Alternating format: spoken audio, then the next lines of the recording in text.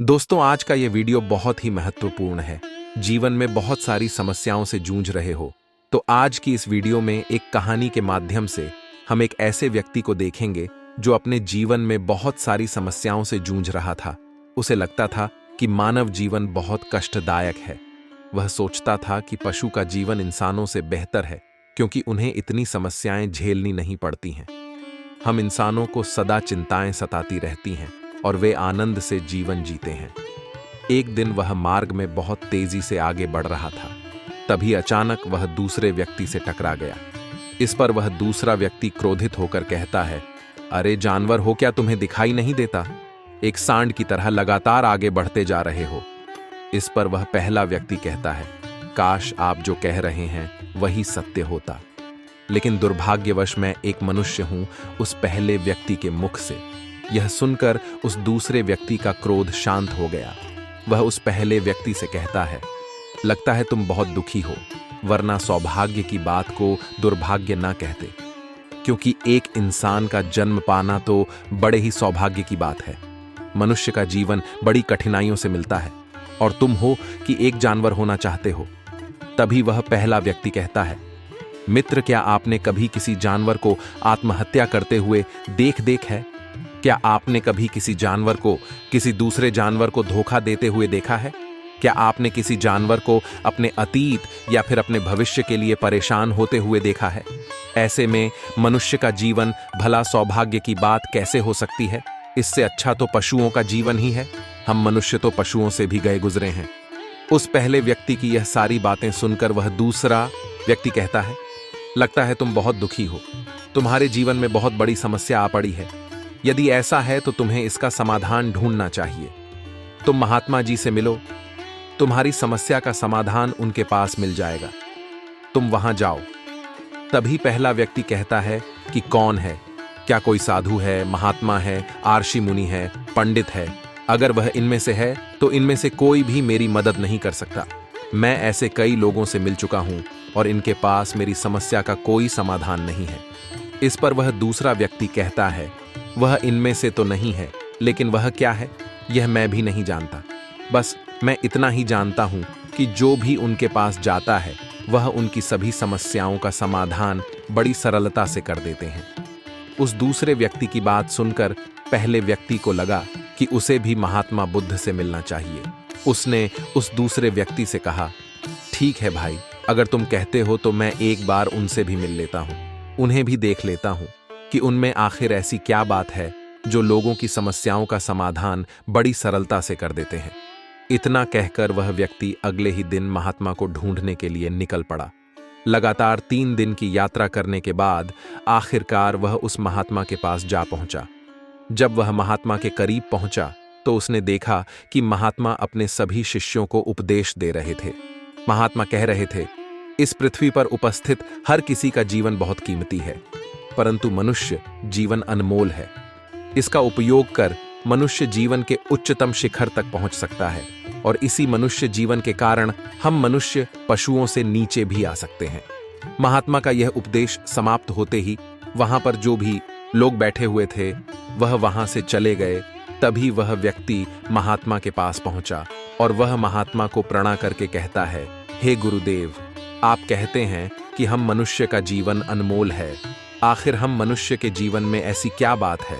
हम मनुष्य के जीवन में कीमती जैसा क्या है? हम चिंता करते हैं, परेशान रहते हैं, हम अपने भविष्य के लिए हमेशा चिंतित रहते हैं। ऐसे ही हजारों प्रकार की समस्याएं हम मनुष्य के जीवन में चलती रहती हैं। लेकिन आप क्या जाने, आप तो एक साधु, आपने तो यह सारी चीजें त्याग दी हैं और इसीलिए शायद आप यह सारी बातें बड़ी आसानी से कह सकते हैं। मुझे तो यही लगता है कि मनुष्य का जीवन बहुत ही कठिन है, हमें इसे समाप्त कर लेना चाहिए। आपने कभी पशुओं को देखा है? ना तो वह चिंता करते हैं, ना ही उन्हें किसी तरह की तकलीफ होती है, ना ही वह कोई परेशानी में रहते हैं। वह तो अपना जीवन मौज मस्ती में जीते हैं। ना ही उन्हें अपने भूतकाल की चिंता होती है और ना ही भविष्य की। ना ही वह किसी को खा देते हैं और ना ही किसी से शिकायत करते हैं। वह तो बस अपना जीवन जीते रहते हैं। और वहीं दूसरी तरफ हम मनुष्य का जीवन ठीक इसका उल्टा है। मुझे तो यही लगता है कि मनुष्य का जीवन पशु के जीवन से भी बदतर है। मनुष्य जीवन एक श्राप है जो हमें मिला है। ऐसे में आपको मनुष्य जीवन में ऐसी क्या विशेषताएं नजर आती हैं जो आप लोगों को झूठ बताते रहते हैं कि हाँ, मनुष्य का जीवन बहुत कीमती है, बहुत मूल्यवान है। इस दौरान महात्मा उस व्यक्ति की सारी बातें ध्यानपूर्वक सुन रहे थे और वह उसकी मनोदशा को समझ रहे थे। आखिर में महात्मा मुस्कुराते हुए उस व्यक्ति से कहते हैं, तुम अपने जीवन के संघर्षों से भाग रहे हो। यदि तुम संघर्ष करोगे ही नहीं तो जीवन सफल कैसे बनेगा? और जब हम संघर्षों से भागते हैं तो हमारा जीवन दूसरों के अधीन हो जाता है और फिर हमें दूसर के अनुसार ही चलना पड़ता है। इसलिए हमें अपने जीवन के लिए संघर्ष तो करना ही पड़ता है। महात्मा के मुख से यह सुनकर वह व्यक्ति बहुत अचरज में पड़ गया। उसने तुरंत ही महात्मा को प्रणाम किया, उनके चरणों में जा गिरा और उनसे कहने लगा, हे गुरुदेव, आपको कैसे पता चला कि मैं अपने जीवन में संघर्षों से जूझ रहा हूं, उनसे बचना चाहता हूं।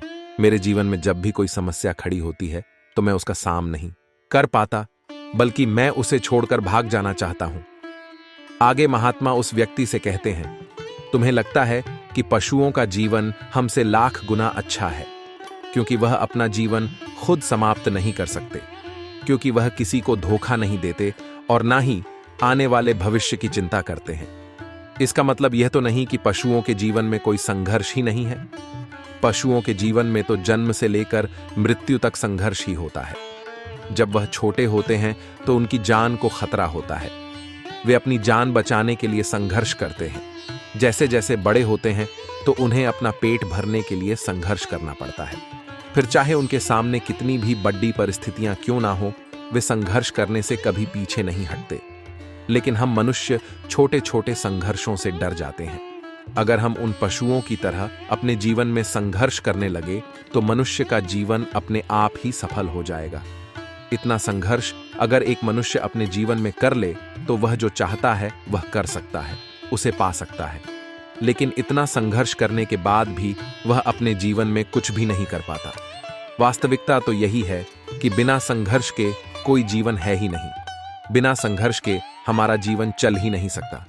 फिर चाहे कोई राजा हो या भिखारी, सबके जीवन में संघर्ष तो है ही। जो भी इन परिस्थितियों के खिलाफ संघर्ष नहीं करता, फिर चाहे वह मानव हो या पशु, उसका नष्ट होना तय है।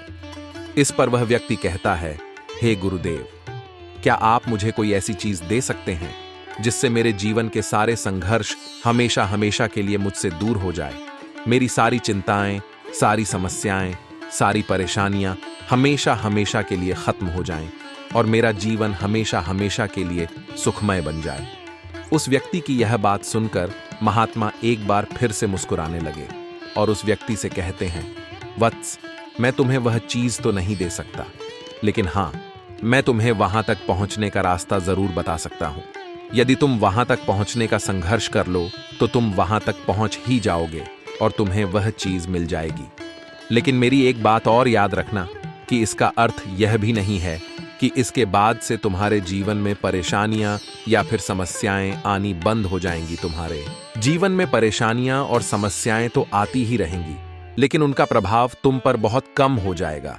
तुम्हारे जीवन में दुख और समस्याएं तो आएंगी, लेकिन वह तुम्हें छू नहीं पाएंगी।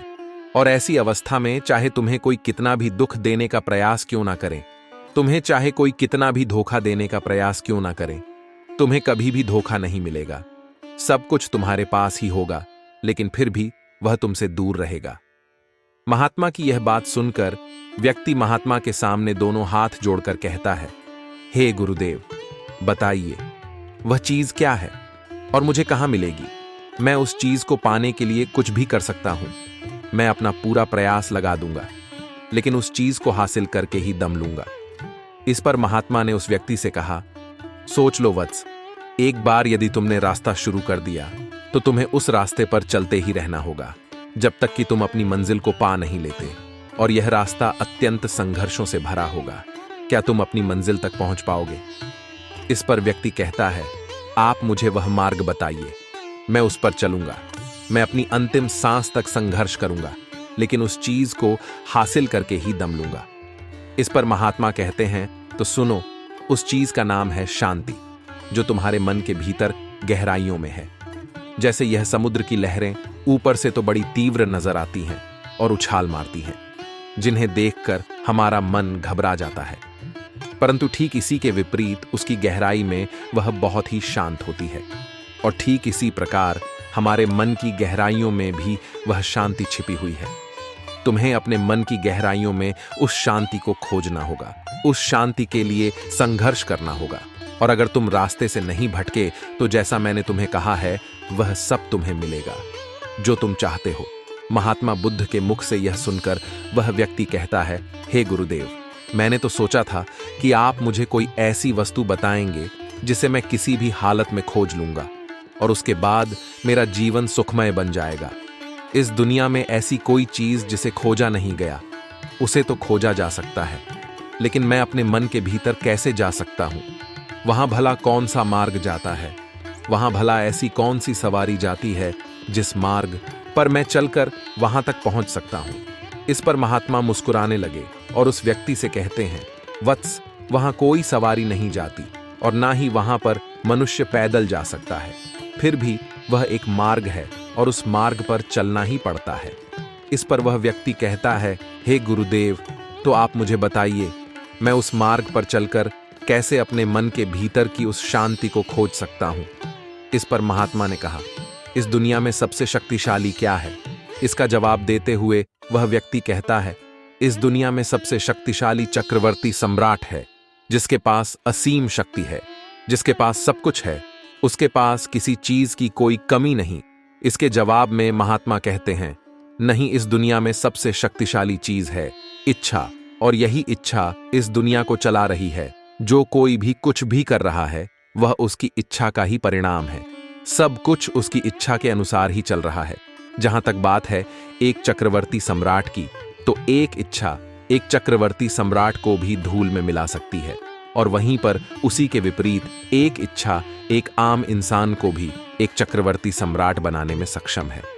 इस दुनिया में जो कोई भी है, जहां कहीं भी है, जिस किसी भी परिस्थिति में है, वह उसकी इच्छा के अनुसार ही है, वह उसकी इच्छा का परिणाम ही है। इच्छा के बल पर मनुष्य इस जीवन में कुछ भी कर सकता है, लेकिन एक वास्तविकता यह भी है कि मनुष्य अपनी इच्छा पर नियंत्रण नहीं कर पाता, जिस कारण उसके जीवन में वह सब भी घटित होता रहता है जिसकी वह चाहत नहीं रखता। हमारे मन की बुरी इच्छाएं हमारी तरफ बुरी चीजों को खींचती हैं, इसलिए इच्छा बहुत सोच समझकर करनी चाहिए। हमें अपने जीवन में क्या चाहिए, यह केवल हम अपनी इच्छा से ही निर्धारित कर सकते हैं। इस पर वह व्यक्ति कहता है, हे गुरुदेव, तो क्या मैं अगर यह इच्छा करूं कि मुझे अपने मन के भीतर की शांति मिल जाए, तो क्या वह मुझे मिल जाएगी? तभी महात्मा कहते हैं, वत्स, इस दुनिया में सबसे शक्तिशाली इच्छा अवश्य ही है, परंतु फिर भी मनुष्य न जाने अपने जीवन में तरह तरह की इच्छाएं पालता है, लेकिन वह सारी इच्छाएं उसकी पूर्ण नहीं हो पाती, क्योंकि उस इच्छा को पूरा करने के लिए एक और चीज की आवश्यकता पड़ती है, और वह एक चीज की कमी मनुष्य के जीवन में हमेशा बनी रहती है।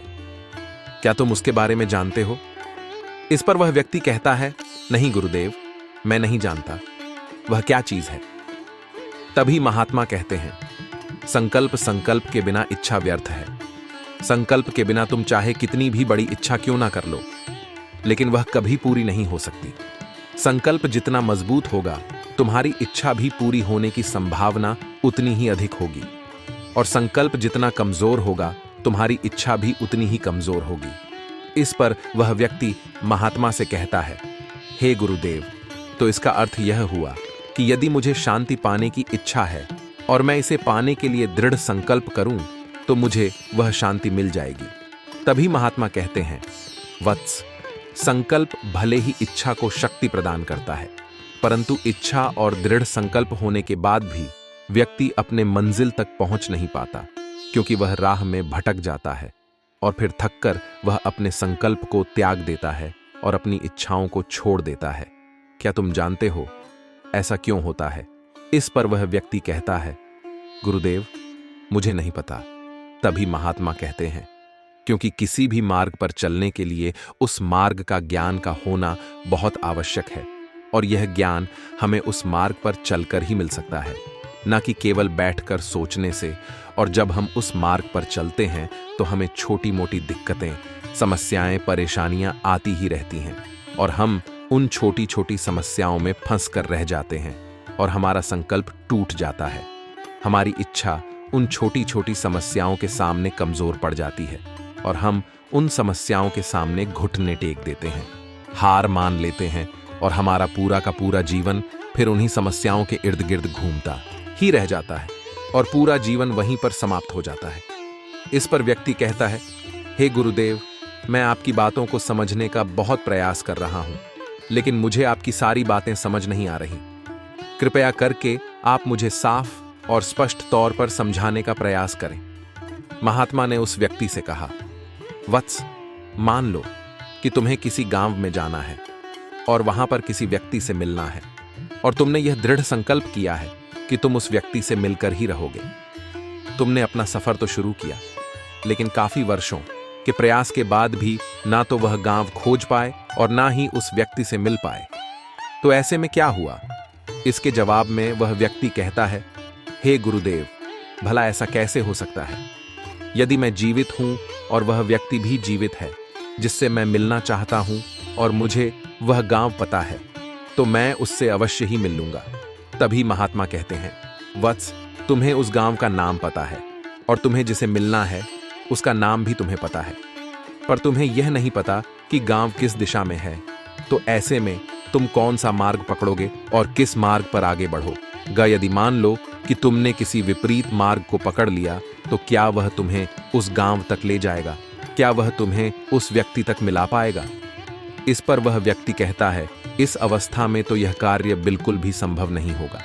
इस पर महात्मा मुस्कुराते हुए उस युवक से कहते हैं, वत्स, मैं कब से यही तुम्हें समझाने का प्रयास कर रहा हूं।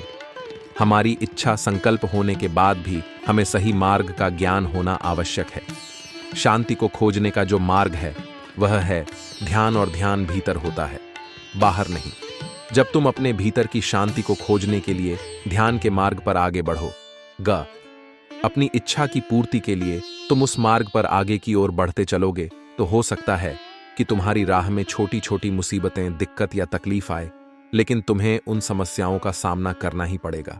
तुम्हें उनसे लड़ना होगा, उनसे संघर्ष करना ही होगा, क्योंकि वह मार्ग तुम्हारे लिए बिल्कुल नया है। और पहली बार जब हम किसी मार्ग पर आगे बढ़ते हैं तो हमें यह नहीं पता होता कि अगला पड़ाव क्या होगा और आगे कौन सी कठिनाइयां आने वाली हैं। वह तो हमें वहां पड़ने के बाद ही पता चल पाएगा। वहीं दूसरी तरफ जो मनुष्य इन छोटी छोटी दिक्कतों में नहीं फंसता, अपने संकल्प पर दृढ़ बना रहता है, वह अपने जीवन में वह सब कुछ पा लेता है जो वह चाहता है और अपनी मंजिल पर पहुंचकर उसे असीम शांति भी मिलती है। और जब मनुष्य अपने लक्ष्य को प्राप्त कर ही लेता है, तब उसे और कुछ पाने की इच्छा नहीं रह जाती। इसी प्रकार यदि तुम भी केवल मार्ग पर आगे बढ़ते रहो, तो तुम भी अपने मन के अंतर तक पहुंच जाओगे और वहां पहुंचने के बाद तुम्हें किसी चीज की कोई आवश्यकता नहीं पड़ेगी। ना ही तुम्हें कोई धोखा दे पाएगा, ना ही तुम्हें कोई लूट पाएगा और ना ही तुम्हें कोई दुख पहुंचा पाएगा।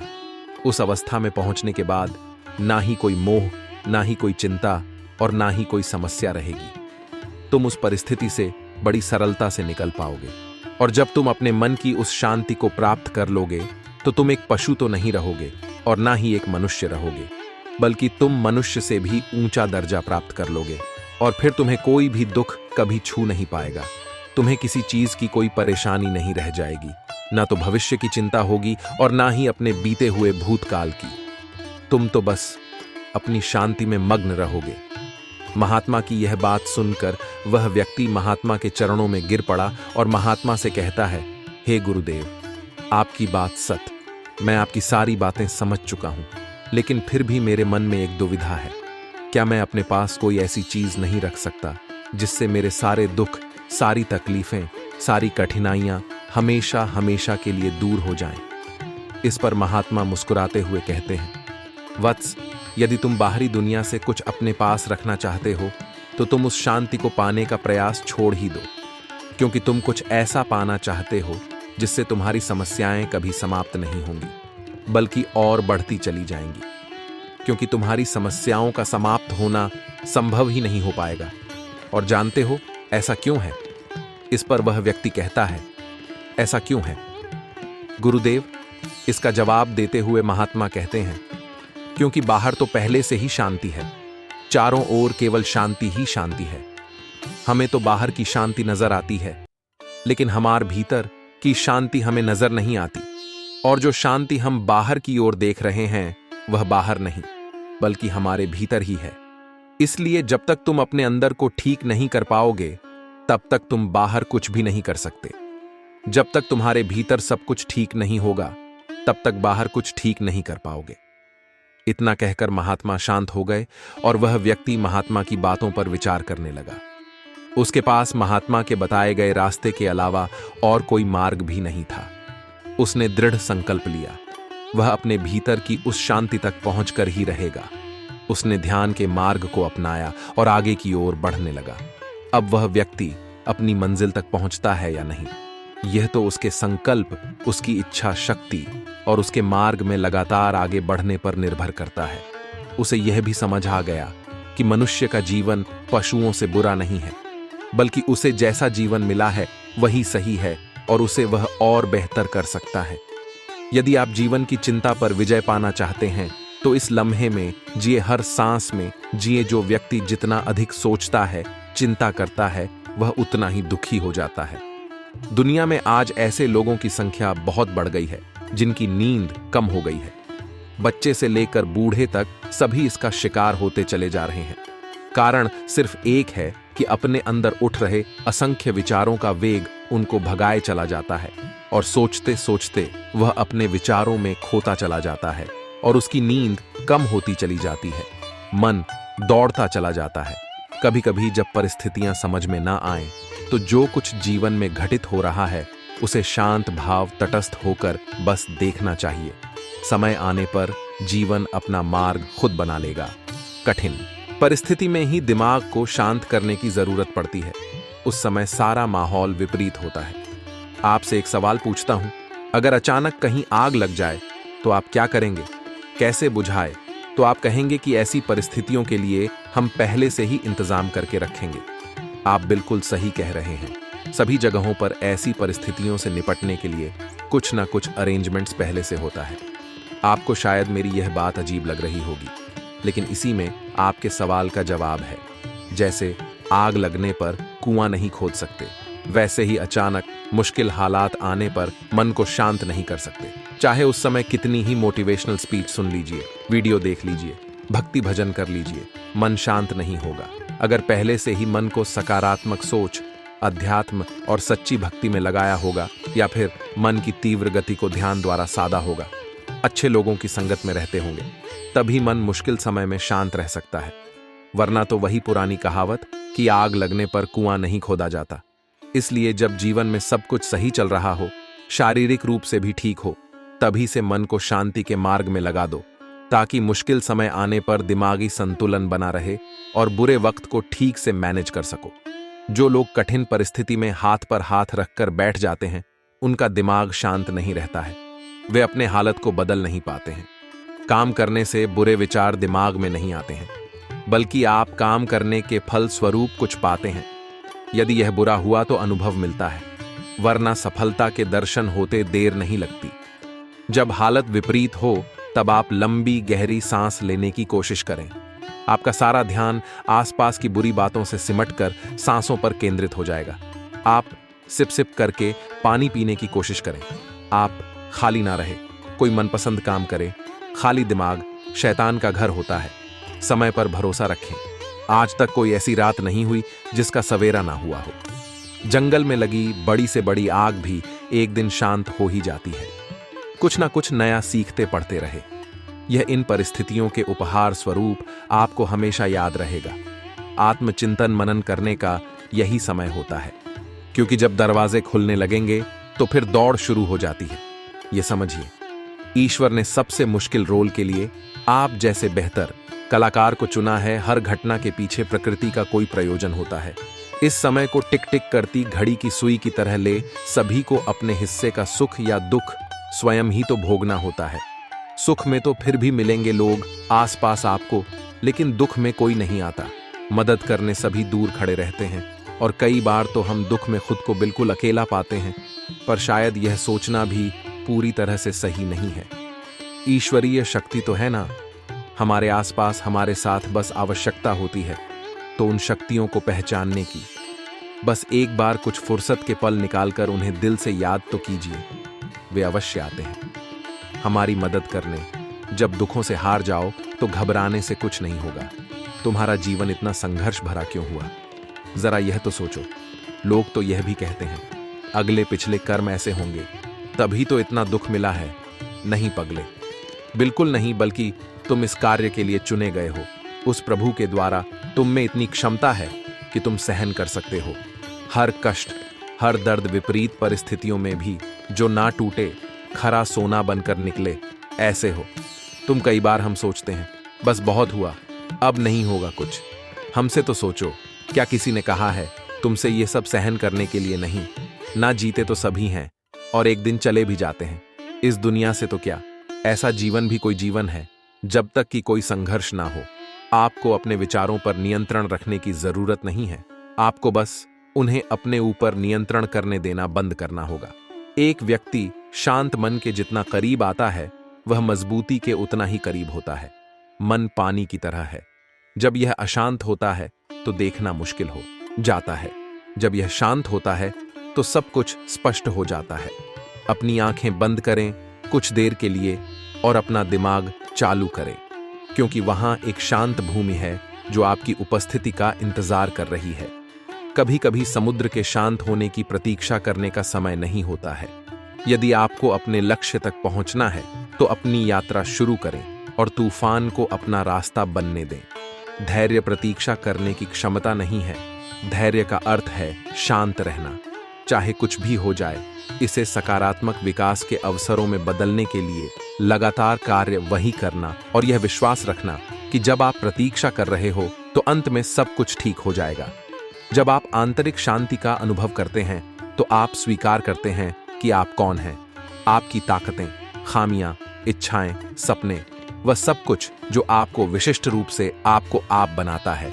आप अपने आसपास की दुनिया और सामने आ रही स्थितियों को अधिक स्वीकार करने का अनुभव करते हैं, जिससे चिंता और तनाव का आप पर कम नकारात्मक प्रभाव पड़ता है। सामने खड़े व्यक्ति की उम्र और बुद्धि से किसी के मन की बात पता लगाना संभव नहीं है। मन की बात सिर्फ प्यार और सहानुभूति से ही जानी जा सकती है। यदि आप पॉजिटिव रहना चाहते हैं तो अपना अधिक समय उन्हीं के साथ बिताएं जो आपको खुश रखते हैं, या फिर उनके साथ जो आपको प्रभावित करें। हारा हुआ खेल दोबारा तो खेला जा सकता है, लेकिन एक बार जो मन से हार गया वह कभी जीत नहीं सकता। सफलता की राह प्रत्यक्ष तौर पर कहीं नहीं होती, बल्कि वह आपके मन में होती है। अगर आपने अपने मन को जीत के लिए तैयार कर लिया तो कोई और आपको नहीं हरा सकता। आप जीवन में अकेले नहीं चलते। कभी कभी जब आप विपरीत पर परिस्थितियों से निपट रहे होते हैं तो ऐसे लोग होते हैं जो आपके साथ होते हैं, और ऐसे लोग भी होते हैं जो केवल यह देखते हैं कि आप चीजों से कैसे निपट रहे हैं। किसी भी स्थिति में आपको खुद पर नियंत्रण रखना चाहिए और किसी भी तरह के लोगों के साथ अच्छे संबंध बनाने चाहिए। इसलिए शांत और निर्मल आभा बनाए रखें और आपके लिए चीजों से निपटना आसान हो जाएगा। यदि आपका मन शांत है तो विश्वास करें, आप इस दुनिया में कुछ भी जीत सकते हैं। कोई किसी के दुख का कारण नहीं होता, यह तो अपने ही कर्म होते हैं जिसकी वजह से दुख उठाने पड़ते हैं। आज कौन सुखी नहीं होना चाहता, परंतु वह इसके लिए जो कर्म कर रहा है उसमें है ही नहीं तो मिलेगा कहां से। कर्म प्रधान विश्व रचि राखा, जो जस कर ही सुतस फल खा। हम आज जो कुछ कर रहे हैं वह निष्फल नहीं होता, देर सवेर उसका फल अवश्य मिलता है। ज्ञान भी कहता है कि हर क्रिया की प्रतिक्रिया होती है। आग में यदि हाथ डाला जाए तो हाथ तुरंत जल जाता है, परंतु एक वृक्ष का बीज आज बोया गया तो उसमें फल आने में कई वर्ष लग जाएंगे, पर फल मिलेगा अवश्य। शुभ कर्म का फल शुभ और अशुभ कर्म का अशुभ होना ही है। आज हम जो कुछ हैं वह पिछले कर्मों की देन है, इसी को प्रारब्ध कहते हैं। प्रारब्ध के बाद पुरुषार्थ बहुत महत्वपूर्ण है। हम जो कुछ बनना चाहते हैं या जिस क्षेत्र में आगे बढ़ना चाहते हैं उसमें अपने पुरुषार्थ की महत्वपूर्ण भूमिका होती है।